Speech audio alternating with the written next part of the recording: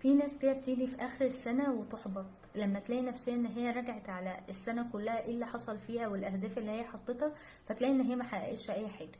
الفكرة كلها بس ان انا عايزاك تعرف حاجة بس. لو انت وانت بتحط الهدف مش يعني عندك قناعة كده ان هو مش هيتجلى على ارض الواقع وان هو مجرد تمني، فهو فعلا هيفضل في التمني. لو انت عندك قناعة ان انت لا ان شاء الله هيحصل، ودي بمشيئة الله طبعا في الاول او في الاخر، بس هو هيحصل وان انا هسعى حتى لو خد وقت فهو هيحصل فعلا.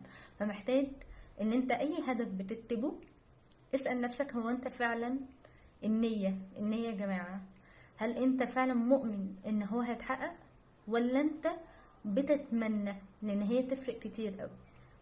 فراجع بس قناعاتك ومعتقداتك عن نفسك برضو، لان دي مهمة جدا في وضع الاهداف. بس كده.